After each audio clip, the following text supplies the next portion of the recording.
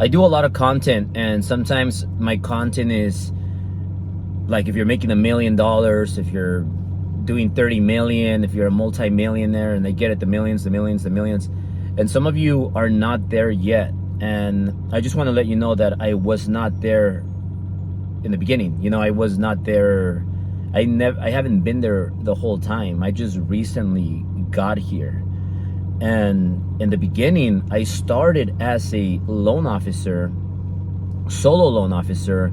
I was even a solo realtor before I became a loan officer. And then I decided I'm gonna stick, and I killed it in both, by the way. Like when I did real estate, I was good.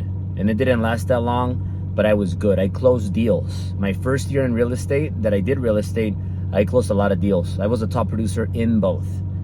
And I just stopped doing real estate because I said I wanted to focus on mortgages. And then I said, well, Sil, you do real estate 100%, I'll do loans 100%, mortgages. So I decided to stick with that. So now I didn't start making millions of dollars in mortgages.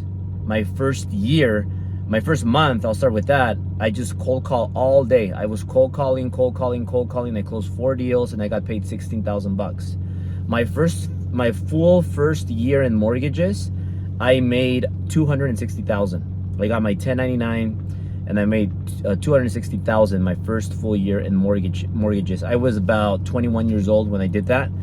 And I bought an S550 brand new Mercedes. I bought 2 homes, one in Sierra Madre, one in Pasadena, and that's in a whole different story. So I got up to 260, and then I lost everything in 2008. Recession happened, the market crashed, and then I just had to start all over. And then finally, back in 2013, I made 300,000, and I was stuck. I made 300,000. I think it was like 2 or 3 years in a row that I was stuck at around 300,000. I was growing very little. I was stuck. I was capped. So I was growing linear. So linear is growing just very steady.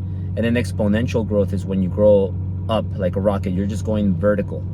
And that is where we are today. And even though we are in a recession, we are still growing exponential. Okay, so I want to talk to you guys that are making maybe 200,000.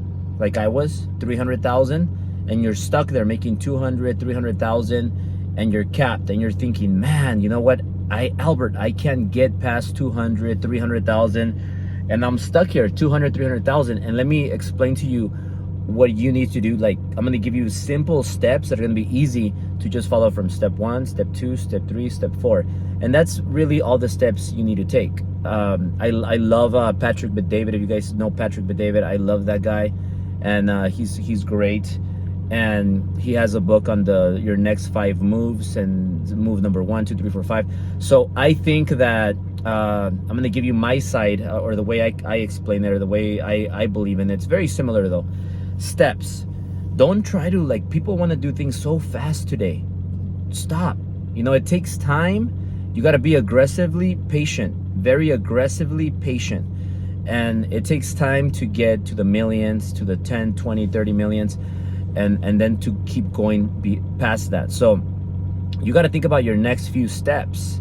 And when you make 200, 300,000 and you're stuck, I've said it many times and I'll say it again, and I'm begging you, if you're watching this and you're that person that's stuck making 200, maybe it's 180K, maybe it's close to 180K, maybe it's 320K. Okay, it's gonna be a different number for everybody, because look, some people have more ability and capacity. So some people are gonna be capped at 180, some people 320, some people maybe 500, and let me explain why. It depends on a lot of things. Maybe where you're, the state you're in, the city you're in, the neighborhood. Prices are different. Your mind is more limited, or your mind is more.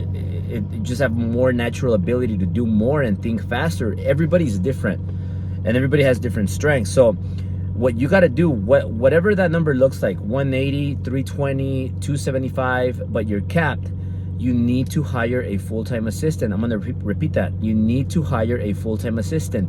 You don't hire somebody and pay them 1099. That's called independent contractor, and you can't tell that person what time to start and what time to stop. You can't. You got to hire somebody full-time, W-2, and pay them $15 an hour, $13 an hour, 18 bucks an hour, 20 bucks an hour. I don't know what that number is, but somewhere around there. Minimum wage, pay them that. You don't need anybody experienced. You could find somebody experienced, but I suggest you find somebody that's straight out of high school, straight out of college, just somebody fresh, and teach them your ways. Invest time in this person, or send this person to get trained somewhere. And you're gonna just copy what top producers are doing. You copy what works. So this person, you're gonna have this person doing all your activities that are yellow. I have this thing where it's red activities, yellow activities, and green activities. You should only be focused on doing the green activities that are gonna pay you the biggest reward. Yellow activities lead to green activities, and there's a lot of red activities. Red activities are things that don't pay you anything, that are just a waste of time. So you got to cut all those red activities, and you got to focus on green only, and then you hire an assistant to do those yellow activities that are going to lead to green activities. So what is a green activity? If you're making 300,000, you shouldn't be putting gas in your car. You shouldn't be printing stuff. You shouldn't be scanning paperwork. You shouldn't be driving, delivering things, picking up things, driving. You shouldn't even be driving. You could have them drive for you. You shouldn't be doing this. There's so many things. You shouldn't be going out to lunch. You should have your assistant go to lunch, get it for you, and serve it for you, put it right there for you. Everything that's not worth your hourly wage, you should have your assistant do it, okay? Now, think about it. If you pay somebody 15 bucks an hour, that's $31,200. Take away $31,000 from $300,000, you're still left with $270. It's a no-brainer, so please do it. And look, what you're gonna start doing is you're gonna transition from working in the business, because if you're doing all those assistant duties, you're working in the business. If you're a loan officer, get somebody licensed. That way they could price deals for you. That way they could structure deals for you, because your job is not to structure deals or price deals. Your job is to go out there and create relationships and bring in business. You have to be the person that brings in the business. If you're a realtor, hire a licensed realtor, so they could show the homes for you. They could run MLS reports for you. They could gather all the data that you need and talk to clients because they're licensed. You should be creating relationships and closing relationships. So you need an assistant, okay, full time. Now, you're gonna transition from working in the business to working on the business. So when you work on the business, you see your business as an entrepreneur, as a business person or entrepreneur, whatever you are. So you're gonna work on your business, not in your business, and that's gonna allow you to break the 300,000 and go to 600,000, and then you're gonna go to 1,200 to 1.2 million, then to 2.4 million, then to 4.8 million. So you're gonna be able to do that because you're gonna be focused on what you're best at, the green activities, and you're gonna delegate all those activities that should be assistant duties, and you might have to get a second assistant. You might have to hire more people, and that's when you become a business person.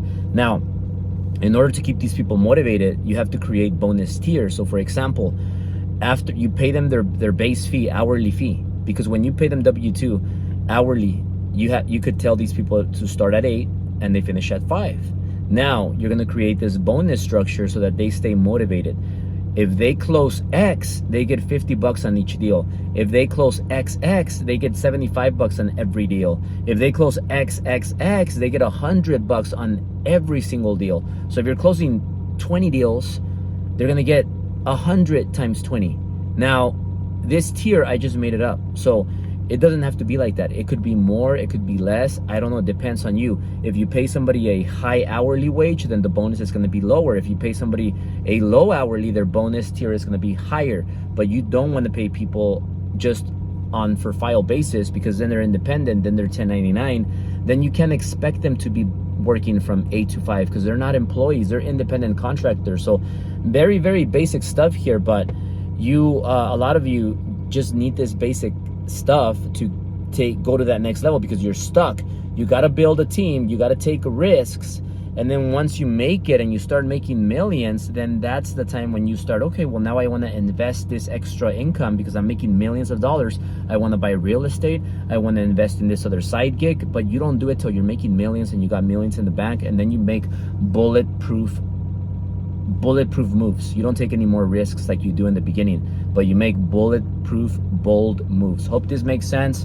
Somebody asked this question on my YouTube channel, I think, and so if you have any more things that you want me to add on here. I just want to help you. I want you to avoid making the millions of dollars of mistakes I made and thrive, win, because there's a lot of business for all of us. And also, if there's anything else you want me to touch, you want me to hit, you want me to explain, based on my experience, I can tell you that I broke 30 million. I went from making 300,000 to making $1 million, to making multiple millions, to making 10 millions, breaking 8 figures.